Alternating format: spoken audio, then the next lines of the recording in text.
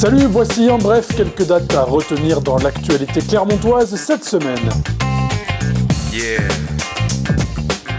Le 19 mars dernier, Clermont-Ferrand s'offrait une nouvelle fois le départ du prestigieux rallye Monte-Carlo des énergies nouvelles, aux côtés d'Annecy-le-Vieux, Lugano et cette année Montauban, 4 villes d'où se sont élancés 172 participants pour 9 nationalités représentées, à destination de Monaco, mais sans se presser, comme nous l'explique David Sudre, qui pilotait pour la ville de Clermont-Ferrand une C3 roulante à l'essence et au gaz naturel de ville. C'est une épreuve de régularité, donc on doit respecter des moyennes et c'est pas une course, c'est pas au plus rapide. En revanche, là où on peut être un petit peu en deçà par rapport à des voitures comme la Tesla, c'est sur des parties avec des épingles en côte où on va pas passer l'épingle à la vitesse moyenne, on pourra pas la respecter et à la sortie de l'épingle on va devoir cravacher pour pouvoir rattraper notre retard. Tandis que bon, effectivement avec la Tesla, ils ont juste à appuyer sur l'accélérateur et être à la bonne vitesse, quoi. Voilà. Et face à Tesla, la Citroën de la ville de Clermont n'a pas fait de miracle dans les Alpes, mais l'équipe se place tout de même à la 30e position sur 84 dans l'épreuve finale de maniabilité. Pas de quoi rougir donc pour la ville dont le parc automobile, rappelons-le, est constitué pour un tiers de véhicules à énergie alternative. D'alternative, il est question également pour les usagers du dépose-minute de la gare SNCF de Clermont qui désormais se gare à côté du parking de la rue Pierre-Semard. Un parking en chantier depuis février et jusqu'à la fin de l'année pour passer d'une capacité de 240 places à 420.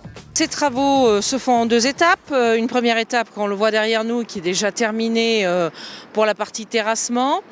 Et sur la seconde étape, à la fois partie terrassement et construction d'un decking, c'est-à-dire un parking à étage. Mais pour l'heure, la capacité n'est pas augmentée mais réduite de moitié. Un mal nécessaire qui n'empêche pas l'intermodalité de fleurir puisqu'une nouvelle station C-Vélo verra ici le jour prochainement. Lui voyait le jour il y a 100 ans, certains l'auront reconnu, Jean Anglade est né le 18 mars 1915 à Escoutou, près de Thiers. Son anniversaire a bien entendu créé l'événement dans l'établissement clermontois des 9 Soleils où il réside actuellement et où il écrit toujours puisque son dernier roman, Le Grand Dérangement, vient de paraître aux éditions Calman-Lévy. Et l'écrivain centenaire, vous allez le voir, n'a rien perdu de sa vivacité d'esprit.